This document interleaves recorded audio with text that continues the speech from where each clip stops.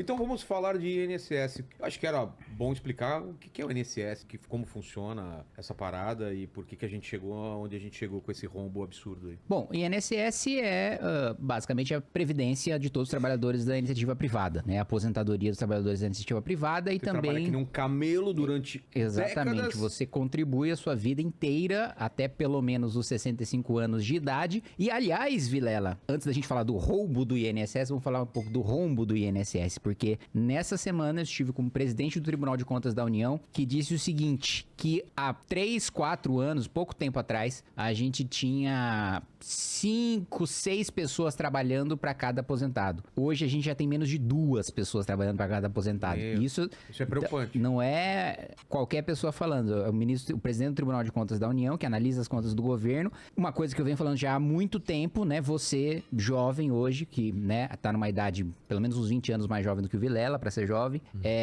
não conte com a sua aposentadoria do INSS, porque o sistema hoje não é sustentável, né?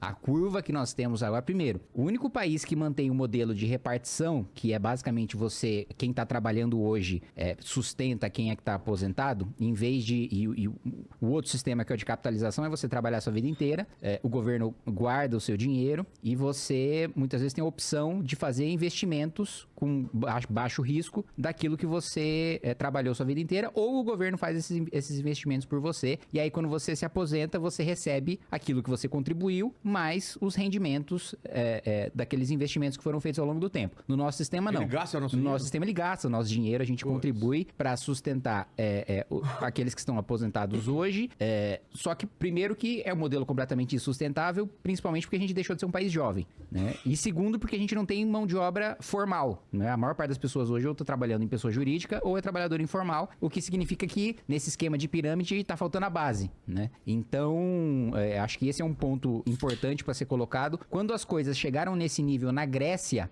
é porque as pessoas podem falar, não, mas do ponto de vista da lei é direito adquirido, não tem como não receber, não tem como eu tomar calote, mas quando isso aconteceu na Grécia, que é um país desenvolvido, a própria Suprema Corte da Grécia cortou pela metade muitas das aposentadorias porque não tinha mais como pagar. Então, ou seja, revogou direito adquirido, né? Cortou direito adquirido. Então, só para as pessoas prestarem atenção de que a gente está num caminho de ter calote para quem se aposentar. Bom, para além do calote, agora nós temos roubo. Agora nós temos gente tirando dinheiro além do rombo, do aposentado para colocar no próprio bolso, né?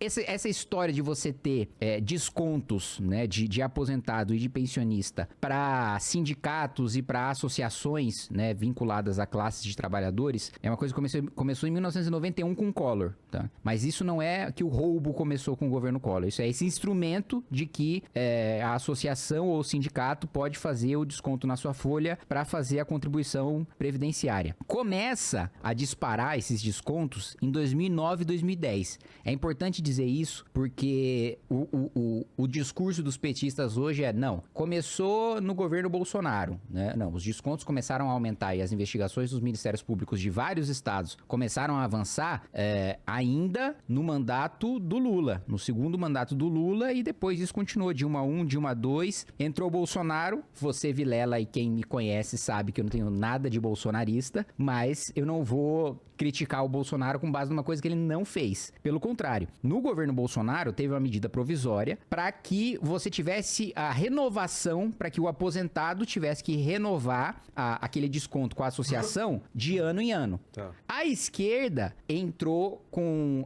modificações nessa medida do Bolsonaro para que, em vez de ser em ano, fosse de 3 em 3 anos. Ou seja, já afrouxando o período em que você precisava fazer aquela rechecagem, né? Prova de vida. Aí, quando entra Lula 3, agora, esse último mandato do Lula, entre o ministro Carlos Lupe, que é uma indicação do PDT, do partido do Ciro Gomes, e o Lupe, aqueles descontos de associações que antes estava ali no governo Bolsonaro na casa dos 300 milhões, passam assim para mais de 3 bilhões de reais, e o rombo total calculado pela Polícia Federal é de 6 bilhões de reais, né? Então, e vamos falar sobre duas associações aqui. Uma é a CONTAG, que é a associação vinculada ao MST, diretamente ligada ao PT, né? Inclusive, tocada ali por ex-parlamentares do PT. Outra é o Sindinap, cujo vice-presidente é o irmão do Lula, né?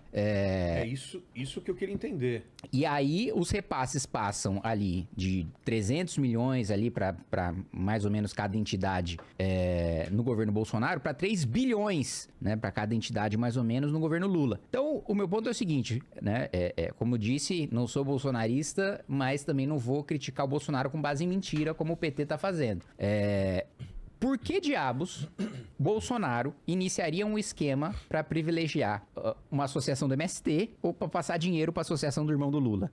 Isso não faz o menor sentido. Pois é. Outro dado prático que o Arthur colocou aqui. Se então a responsabilidade é do governo Bolsonaro e é um escândalo do governo Bolsonaro, por que os deputados do PT não assinam a CPI pra gente ir atrás do Bolsonaro?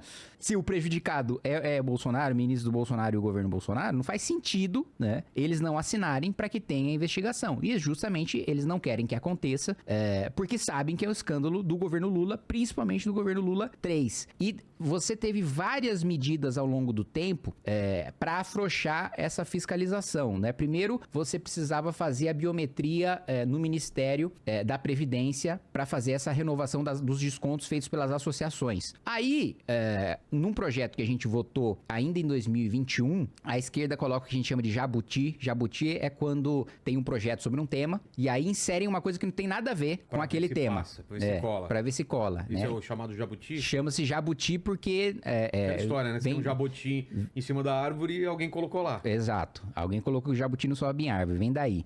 E aí aprovaram o jabuti para que a própria associação pudesse fazer a verificação da biometria. Ou seja, o fiscalizado virou o fiscalizador. Cara, tem coisas que... Mano, que... E aí vem aqui, já tenho até alguns nomes aqui de quem apresentou e votou essas emendas. Tem a Fernanda Melchiona do PSOL, a Sâmia Bonfim do PSOL, Rogério Carvalho do PT.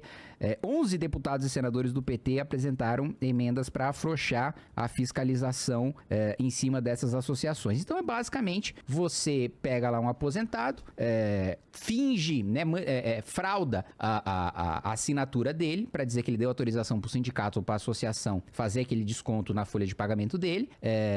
Ele obviamente não fez aquilo, tem os descontos por vários e vários, tem uma quadrilha aí que fazia isso por 20 anos, né? Então, vários e vários meses, e agora a polícia descobre que o rombo é de pelo menos 6 bilhões e 200 milhões de reais. Aí a gente pode falar de um outro que foi descoberto recentemente, que é a fraude no consignado, que é aquele cara que é aposentado ou pensionista, e aí faz um empréstimo que é descontado diretamente no pagamento dele. Isso tem uma estimativa de que o potencial desse rombo seja de 60 bilhões, né? Ou seja, 10 vezes maior do que essa fraude que já é a maior da história do INSS, de 6 bilhões do desconto das folhas.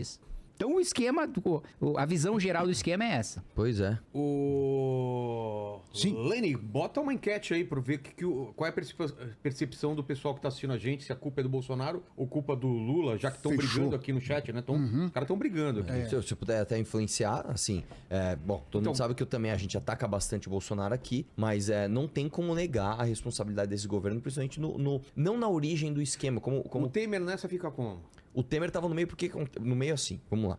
Muita gente falou no Temer também. Mas qual que é a timeline da parada? Como quem falou, 91 tem autorização do Collor, em 2009, 2010 começa a ter um pouco de avanço nos descontos, que falam, mas peraí, de repente todo aposentado em 2009, 2010 resolveu contribuir para uma associação? Como de repente? Né? Mas ainda assim tava discreto, né? E aí você teve o governo Temer, o governo Dilma continuou, o governo Temer isso continuou, o governo do Bolsonaro isso continuou, cresceu também no governo do Bolsonaro. Só que o pico, os caras falam, mano, já abriu a porteira, já passou o boi, passa a boiada, foi justamente de 2019 para 2019 para 2024. Assim, os saltos são ridículos, né? Então, por exemplo, a gente pega aqui, como é que descobriram isso? Até da onde que veio a motivação? Só pra você ter uma ideia, em 2019 não existia nenhuma denúncia na CGU, sobre descontos ilegais. Então, o cara às vezes ele tinha uma contribuição que estava errada, ele ligava lá para a processação, tá bom, tirou, acabou, beleza. Em 2019 não tinha nenhuma. Aí em 2022 começou a ter um aumento já significativo. Em 2023 e 2024 você teve mais de 3.700 denúncias. Peraí, de repente, um negócio que ninguém denunciava começa a ter 3.000 2.700 denúncias, milhares de denúncias sobre descontos errados. Aí, aí o que aconteceu? A CGU pegou e falou assim, vamos dar uma olhadinha nos números, vamos ver como é que estão aqui os descontos desse tipo de contribuição, né, associativa. E aí eles constataram o seguinte, de 2016 a 2021, né? Ou seja, você tem aqui quase 5 anos completos, né, de arrecadação, você tinha uma arrecadação, uma contribuição associativa por ordem de 524 milhões de reais. Em 2022, já cresceu 21%, 703 milhões, o que já é estranho. Porque de 2021 para 2022, o país não melhorou. Você não falou assim, sei lá, de repente o país ficou bom pra caramba, a economia tá boa, de repente teve alguma campanha, os aposentados começaram a contribuir para associações. Não teve isso. Só que aí, cara, de 2022 para 2023, o negócio subiu 84%, foi para 1,3 bilhão de reais. Caramba. Você falou, mano, peraí, mano, como é que é um negócio que tava em 500, agora de repente foi para 1,3 bi, e um monte de e nenhuma denúncia que tinha na CGU em 2019 existia, e agora em 2023 passa para milhares. Tem alguma coisa estranha. E para mim, cara, o batom na cueca no governo do PT é justamente a omissão, né? Quando você pega aqui a timeline do que aconteceu e quantos avisos foram dados e o PT não fez nada, fica claro que realmente eles não quiseram pôr o dedo na ferida e ver o que estava acontecendo. Então, vocês sabem que eu sou meio chato, eu sou cheio das timelinezinhas, mas isso aqui deixa muito claro, né? Então vamos lá. O TCU já investigava isso desde 2023. Quando começou ali a ter boom de notificação na CGU, o TCU falou, tá muito esquisito isso aqui, vamos começar a investigar. Aí tem até o número do processo aqui, o processo 032.069 de 2023, ele investigou mais de 91 bilhões de reais em contribuição e concluiu que grande parte não tinha as autorizações necessárias, porque você precisa de uma série de documentos, você precisa de assinaturas, e eles começaram a ver umas coisas estranhas. Então, peraí, tem assinatura de idoso de 94 anos. Peraí, aos 94 anos um cara resolveu assinar um papel para ter uma contribuição associativa? Esquisito. Tinha assinatura de pessoas incapacitadas, idosos que não tinham mais nem capacidade cognitiva de assinar um documento. Então, o próprio TCU já falou, olha, tem coisa estranha. Aí, midiaticamente, em dezembro de 2023, já saiu matéria, inclusive do Metrópolis, mostrando indício de fraude no INSS, que é justamente isso. Como é que tem senhores de 90 e poucos anos, às vezes incapacitados, que estão assinando esses documentos? Em março de 2024, o Metrópolis faz uma matéria sobre o disparo absurdo nos valores dos descontos e no número de denúncias. Então, peraí, não é uma coincidência. Tá tendo um boom de desconto de contribuição associativa e um boom de denúncias. E tem um monte de idoso muito esquisitamente aqui assinando documentos. E o governo não fez nada. Aí, olha só, pra mim, esse é o mais grave. Esse é o ponto mais grave. Em junho de 2024, o TCU ele emite uma medida cautelar. O TCU falou, cara, com certeza é igual aquele filme lá do Tropa de Elite. Tá cheirando merda isso aí. O TCU vai lá e emite uma medida cautelar, eu tenho até o número do acórdão, é o 1115 de 2024, e ele faz o seguinte, ele começa a exigir biometria facial, então você vai fazer uma contribuição associativa, você precisa fazer biometria facial. Bloqueio de novos descontos, inclusive dos aposentados mais antigos, que é onde você tem mais fraude, né? Afinal de contas o cara já tá lá há muito mais tempo. Identificação e responsabilização de entidades suspeitas, e já eram várias, e transparência e alerta aos beneficiários. Olha, pessoal, está tendo um negócio esquisito assim, fiquem de olho. O que o INSS, o que o governo fez até então? Absolutamente nada. Aí, só em maio de 2025, o subprocurador geral Lucas Furtado, do Ministério Público, né, junto ao TCU, ele chegou a citar que o escândalo do INSS foi, inclusive, revelado pela Metrópolis antes da operação da Polícia Federal, com o TCU, com a CGU, com a AGU, etc., para tudo isso. Ou seja, o próprio subprocurador entendeu, falou, teve omissão do governo. Então, não dá pro cara hoje, que é governista, vir aqui debater, por isso que os caras fogem. Porque não tem como você defender isso. É muito batom na cueca, é muito indício. Nas redes sociais a gente vê o pessoal defendendo. Não, eles ficam falando o seguinte, o negócio não começou agora, Tudo bem, o negócio não começou agora. O negócio começou muito antes. Só que o boom foi agora. E quando deram os alertas, isso aqui tá muito esquisito, isso aqui tá cheirando muito mal. Como eu falei, são dados incontestáveis. Você não tinha nenhuma reclamação de desconto na CGU em 2019 e em 2023 você tinha mais de 3.700. Está acontecendo alguma coisa. O governo simplesmente não fez nada. E o que revolta mais ainda ainda, cara, pelo menos a mim, quando deu a operação, que foi acho que em março ou abril, eu não tenho a data aqui, eles foram fazer uma coletiva de imprensa com o Lewandowski, né? Que agora, que é outro absurdo do Brasil, né? O ministro Supremo, ele saiu, virou ministro da Justiça do governo do PT. Ele tava lá, do lado na entrevista coletiva e com o ministro, inclusive, da Previdência na época, que eu esqueci o nome dele, o Lupe, né? Com o Lupe, não, descobrimos um esquema. Não descobriram nada, bicho. Já tinham descoberto muito antes e vocês ficaram na inanição até alguém ir lá e falar, meu, o negócio estourou, a operação da Polícia Federal realmente descobriu. E o que eles fizeram, inclusive assim, deixar um elogio aqui, né? Você vê que quando a polícia tem a liberdade de agir, eles agem e são muito eficientes. Eles cumpriram aqui mais de 211 mandados de busca e apreensão simultaneamente em 13 estados, cara. Você tem noção da coordenação disso? Você cumprir 211 mandados de busca e apreensão sem deixar a operação vazar, sem deixar que pessoas ficassem sabendo antes, em 13 estados diferentes. Vai, bum, e pega todo mundo. Então, O próprio Lula só soube no dia, né? Que o ministro Lewandowski soube, né? Junto com o ministro da Controladoria Geral da União. E aí, no dia, eles avisam o Lula, ó, vai ter essa operação gigante. Ele foi pego de surpresa. Exato, porque o discurso dos petistas é de que, não, só foi investigado agora porque foi o governo Lula que foi pra cima. Mas não, isso é mentira. Primeiro porque as investigações só aconteceram por causa da matéria do Metrópolis. O Metrópolis que levantou isso, o escândalo em primeiro lugar, e aí foi fazendo cada vez mais matéria, juntando cada vez mais provas, mostrando que o escândalo era cada vez maior, e aí chegou num ponto que não dava mais pra ignorar, né? E aí, a Polícia Federal que já tava fazendo a investigação, vem a Controladoria Geral da União e atua junto, mas não tinha mais como ignorar. E veja, várias vezes o Lupe foi alertado, né, de que as fraudes estavam acontecendo e não fez nada. Inclusive antes de saírem as matérias, inclusive em reuniões oficiais. Por isso que ele caiu. Por isso que ele teve que pedir demissão. Porque se tivesse tudo certo, se não tivesse problema nenhum, se na verdade estava acontecendo a fraude antes, e agora o governo foi sério, foi responsável, foi lá, investigou e responsabilizou as pessoas, por que o ministro da Previdência teve que se demitir? Ué, ele é inocente, a culpa é do governo passado. Mas aí o que aconteceu? Em julho de 23, foi o primeiro alerta formal. Teve uma reunião oficial do Conselho da Previdência e um dos conselheiros avisou: ô ministro, tá tendo esquema. Aí o ministro falou: não, beleza, a gente vai ver isso aí mais pra frente. Aí, aliás, nessa reunião o Lupe falou: ah, legal essa sua denúncia, mas não é o tema da reunião. Vamos marcar uma outra reunião pra falar disso. Essa foi a desculpa do Lupe, né?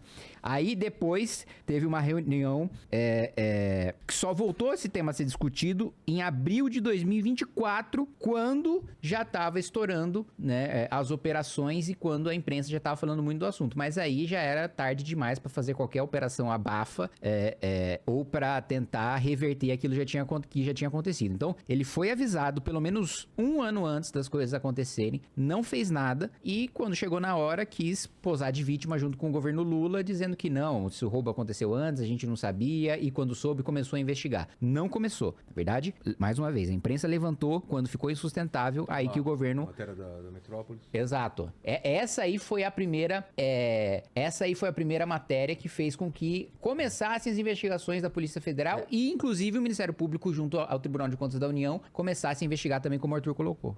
Isso aí, se eu não me engano, é dezembro de 23. Essa é de dezembro de 23, né? Que ela fala dos descontos esquisitos. E depois ela fala do pico, né? De arrecadação. Porque, né? E o negócio é tão descarado, cara, que quando você vai ver, assim...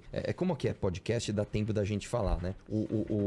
Quem falou do Sindinap, que é o sindicato do irmão do Lula, o negócio é descarado, cara. Os caras nem disfarçam, né? Então eu vou dar um exemplo pra você do que aconteceu no Sindinap, que aliás, o nome é muito bonito, né? É o Sindicato Nacional dos Aposentados, Pensionistas e Idosos da Força Sindical.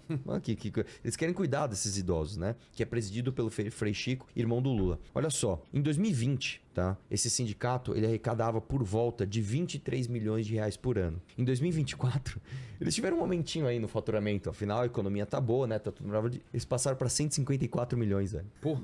Tipo, cara, os caras nem disfarçaram. Tipo assim, estamos faturando quanto? 24 milhões? Não, dá um gásinho aí, vamos, né? 154 milhões. Cara, os caras nem disfarçam. Quando você pega aqui a Contag e a Conafer, né? Que são as ligadas ao MST, que os nomes também são muito bonitos, né? Isso o que é, Lene? É a comparação, né, dos descontos. Ah, sim, mas esses são os descontos gerais, tá? Esses são os descontos da soma, é isso? Você devia ter cheio de coisa na frente, mas é isso, né? É alta de todos. Desconto anual. Mas quando você pega a organização individualmente, você olha, cara, por que você arrecadou tanto? Você vê que não tem sentido. Então, vamos pegar, por exemplo, né? Eu adoro esses nomes. A Conafer, Confederação Nacional dos Agricultores Familiares e Empreendedores de Famílias Rurais, né? Não é coisa mais legal?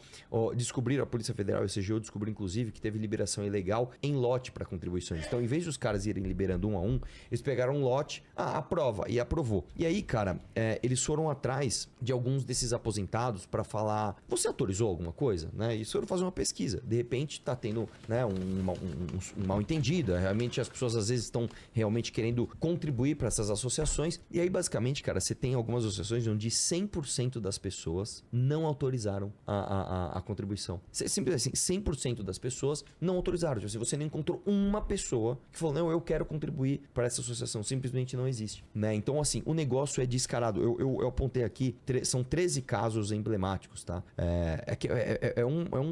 Um maior que o outro, mas, por exemplo, tem um caso aqui de uma empresa, deixa eu ver qual que é essa daqui, calma aí. Eu tô sempre perdido nesses papéis, né, cara? Mas calma lá, vou achar aqui a de número 13. Que uma delas, cara, basicamente, os caras foram fazer a busca e apreensão no lugar, chegou lá, era só uma sala sem nada, tinha só uma mesa, não tinha nem cadeira, era uma sala vazia em Brasília, uma salinha pequenininha, com uma mesa. E o faturamento do negócio era tipo de dezenas de milhões de reais. Eu perdi agora o meu papel aqui justamente dessa daqui, mas é um negócio absurdo, cara. Quando você vai ver, é escancarado, né? São várias associações aqui. Tem a Amar Brasil, a APP, a APN, a AP Brasil, a Associação Acolher, tal. Que outra coisa também que eles faziam, que estava no esquema, tá? Como que eles faziam para beneficiar, inclusive, diretores e ex-diretores do próprio INSS? Eles pegavam essas organizações, punham um laranja para ser presidente. Então, por exemplo, eles pegavam uma associação lá que tinha um presidente que era um senhor de idade de 80 e poucos anos que recebia o Bolsa Família. Então, o presidente da associação era um cara, inclusive, de baixíssima renda. Era um senhor de idade ali que passava dificuldades. Aí esse cara contratava uma consultoria e essa consultoria recebia milhões de reais, né, de contribuição, de serviços. Eu tô prestando uma consultoria de milhões de reais para uma empresa que é só uma sala em Brasília com uma mesa sem nenhuma cadeira. E o diretor dessa empresa, né, que tá me contratando, é um senhor de idade que recebe Bolsa Família. Cara, as coisas simplesmente foram escancaradas. Ninguém pensou nem em disfarçar. É um negócio assim, é um negócio absurdo, né? Deixa eu ver se eu acho um caso concreto sobre esse aqui. desconto que você colocou dos 30... A CONTAG, hoje, ela é presidida por um ex-vereador e ex-vice-prefeito do PT, né? E a CONTAG fez, né, uma das coisas que a polícia identificou é que a CONTAG fez um pedido para de uma vez só adicionar 35 mil pessoas, né? 35 mil aposentados e pensionistas para fazer o desconto da CONTAG, né? Aí, o procurador do INSS, né? Um dos advogados do INSS falou, não faz sentido liberar 35 mil pessoas assim sem fazer nenhuma checagem. Só que aí o procurador-geral do INSS, que é o advogado-chefe, libera, fala, não, a gente não precisa checar, manda direto pro DataPrev, que é o que faz o processamento de dados lá pra Previdência, e liberou 35 mil pra CONTAG sem checar um único nome, se de fato essas pessoas tinham dado autorização, né? Então, quando o Arthur coloca que não se der nenhum trabalho de fazer parecer uma coisa correta, lista, foi escancarado assim mesmo, assim, com o próprio corpo técnico, o próprio advogado do INSS falando, não tem razão pra fazer isso, é ilegal. Aí vem o chefe dele e fala, tá bom. Não, pra você ter uma ideia, eu vi aqui um caso concreto que eu achei, ó.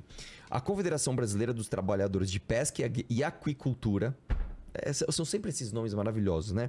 Ele não tinha nenhum afiliado até 2022. Então, a CBPA era uma confederação de trabalhadores de pesca e aquicultura que até 2022 simplesmente não tinha nenhum afiliado. Ela existia e não tinha nenhum afiliado. De repente, em 2023, ela passou a ter 340 mil afiliados. Pois é. Do nada, em um ano, 340 mil pessoas falaram, acho que eu vou me afiliar a essa associação, né? E aí, um outro caso concreto que eu achei aqui é o seguinte, quando você pega, por exemplo, a Caixa de Assistência dos Aposentados e Pensionistas do INSS, mesma coisa também, ela começou suas atividades em 2022, faturou ali alguns milhões de reais, né? 1,2 milhão de reais. Em 2023 ela já estava faturando 40 milhões de reais. O que esse cara fez? Isso é um dos exemplos de como o próprio INSS se beneficiou disso, essas pessoas. Eles pagaram o escritório de advocacia de um cara chamado Eric Fidelis. Ele é filho do André Fidelis, que é ex-diretor de benefícios do INSS. Então, basicamente, você tinha um diretor do INSS, tá? Ele saiu do INSS, né? Não, tô saindo. Aí o filho dele, coincidentemente, é contratado por uma associação que começa de 2022 a 2023 a ter 340 mil associados. Que coincidência, não? O cara tem uma associação, ele contrata os serviços advocatícios do filho do diretor do INSS e, de repente, ele estoura de contribuição associativa. Cara, é um negócio assim. Eles nem disfarçam, cara. Eles nem disfarçam, né? É aquele negócio meio Sérgio Cabral. Me paga uma propina em academia aí, só pra dar uma variada, vai? Só pra eu falar que eu fiz. Eu não tenho nem palavras mais pra falar Esse isso. gráfico aí que o Lenin colocou.